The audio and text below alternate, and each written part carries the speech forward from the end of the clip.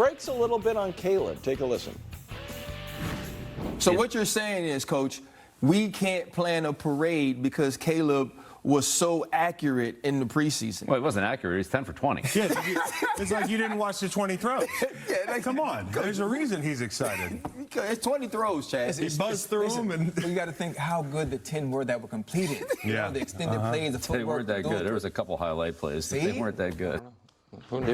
Nick is saying thank you. Yeah, well, listen, I think Ryan Clark's sarcastic. the second best person on TV talking about football. Since 2003. Hold on. Here's the graphic. That's crazy. Nobody has won. No number one pick has won their debut. Kyler came the closest. He tied. And that's mainly because they all go to terrible teams, though. The number one pick typically has a terrible team. Let's be clear about that. Well, then I guess we know who your upset alert's going to be. You're going to be riding with the fighting Will Levis since that history. I thought about it. Can I just say something? I've thought long and hard about it. Listen. I might change. Ooh. This is, and shout out Ryan Clark, who's excellent, and Chris Long, who's excellent, Ocho, obviously, and Belichick will learn. But here's the deal. You can be as annoyed as me as you want, but the guy who hated media forever, I can't say. Maybe he has a little rough around the edges. He likes that round table, though. That's like the NFL. Bill Belichick drafted 12 quarterbacks after Tom Brady, and the three best are Jacoby Brissett, Jimmy Garoppolo, and Matt Castle. Nothing makes me happier than Bill Belichick not believing in Caleb. This is the same GM who could have gone straight from Tom Brady to Jordan Love, and instead was like, no, I'll trade out of that pick and pick up the 71st pick of the draft. The same GM who, with Brady having a year left, was like, oh, that kid from Louisville, Lamar Jackson, did I do anything with him? No, I'll take the wrong Georgia running back in Sony Michel. The same GM who drafted, who was like, you know what, we need to spend a mid-round pick on a quarterback during Brady's prime. And with Dak Prescott on the board, took Jacoby Brissett. So you're mad that Dak Prescott was overlooked? No, I'm saying that if you were drafting a quarterback and you have him or Jacoby and you're like, Jacoby's more my type, then you know what? Maybe Caleb just isn't your cup of tea. That's fine. I think Bill Belichick's brilliant at a lot of things. Quarterback evaluation has not been proven to be one of his strengths. And, Coach, I'm very curious what you think about this. Drafted a lot of quarterbacks, Coach. I think that when you move on from Tom Brady, when you did, and he goes and wins a Super Bowl, that's probably not the best. That's another quarterback evaluation thing. Well, then also, you can't go to commercial fast. Well, I mean, it did happen, and there was some talk that they wanted to move on from Tom Brady to go to Garoppolo, and that got trumped by the owner, which, in retrospect, was a really good. Yeah. If Robert Kraft was trashing Caleb, here's what I'd say about I'm not going to think for Bill, but I'd imagine just like most people, when you see something in the preseason against the 2s and 3s, you don't want to get too excited about it. And if anything, you want to downplay the hype as opposed to, magnify the hype like some people do.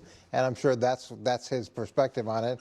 But there is some credence to what Nick says about the history of quarterback evaluation. Right. And really, Tom was a quarterback that was found late in the 6th round. Yeah. And if you thought that he was going to be Tom Brady, you probably would have drafted him number 1 overall. These are all just facts. Yeah, okay. So this is a funny take, funny little clip, honestly. Listen, Belichick knows football better than any single person watching this video. I'm very confident, okay? Unless Andy Reid is watching this video, which unfortunately, he's probably not. Maybe if he is, what's up, Andy? Nice to speak with you again. It just is what it is. But at the same time, this is also the perfect reason why coaches and players and other experts, they're not truth seers. They can't predict the future. They're not all knowing. They don't know everything about everything. That's just a reality. It's why people like Brew exist, Nick exists, Wilds exist, I even exist.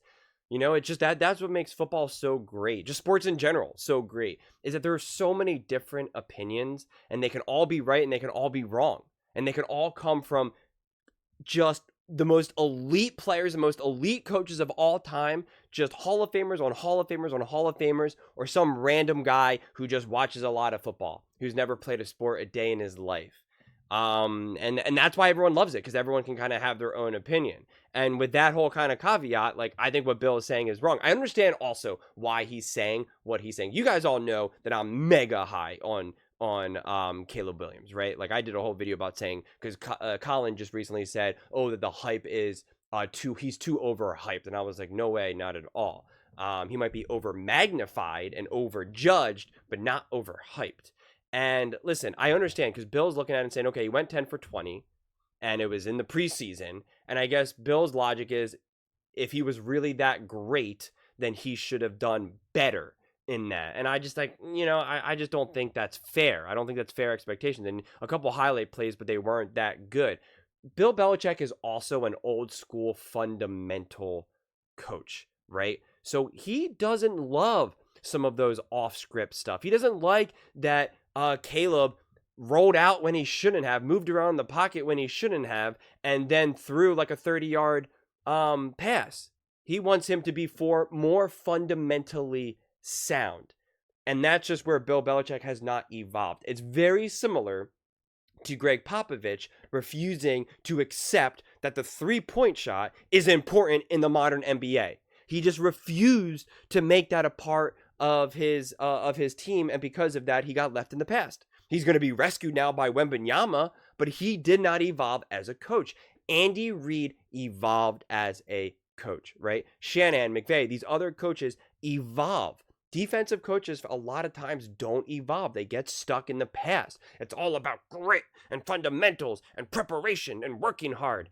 And you see that. You see that with these defensive coaches. They can't adapt when they get a backup quarterback. They can't adapt when they get a different quarterback who's a little bit more unique, whether it be because they can run, whether it because, whatever it may, whatever the physicality of them is, and they struggle with it. And that is something that I think we see on full display of Bill Belichick. Like, if you can't understand who Caleb Williams is at this point, like, I honestly don't know what to tell you. Caleb Williams is going to be special. He is. I understand if you want to tap the brakes. If you want to say, listen, he looked pretty good in preseason, but let's not pretend like that was the greatest preseason performance we've ever seen in the history of the NFL.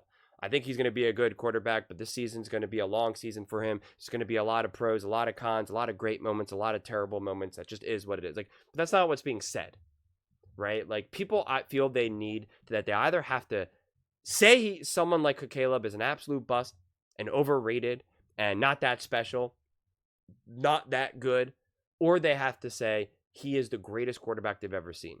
There just seems to be no nuance. And that's what I always try to bring to my videos. I always try to give all the various sides. I always try to say, try to paint the most accurate picture that I possibly can. What I feel is what I observe.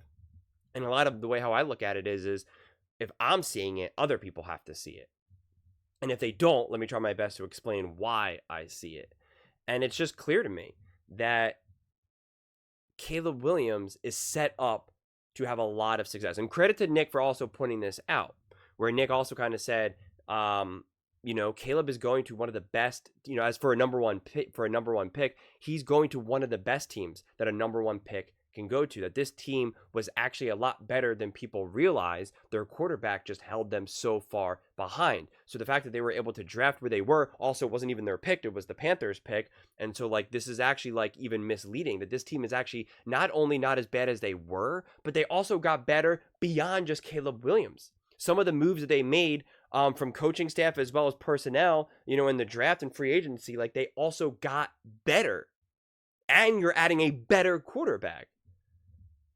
So I think this team will surprise a lot of people, surprisingly to me, because I just think it's an easy prediction to say that they're going to be a really good team. I'm not as high as Nick saying that they're going to go to the Super Bowl. I mean, that would be quite the wild journey. I mean, it's definitely possible, but I'm not confident enough, and nor do I feel the need to say it now, just in case if it ends up being right. So I can be like, I told you in September they were going to the Super Bowl. I don't care about that. But I am very confident that Caleb Williams and the Chicago Bears are going to be great. I have them beating the Titans, and I think Caleb Williams has a coming out party.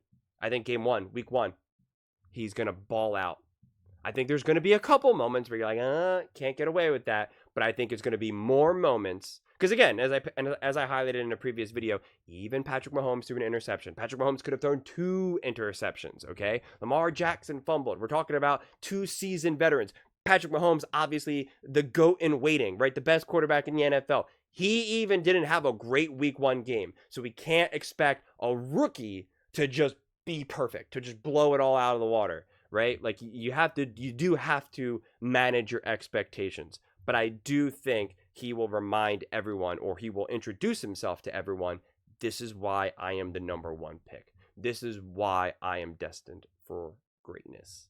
And it's exciting. Sunday, 1 o'clock, let's go. But those are just my thoughts. I would absolutely love to hear yours. What do you guys all think?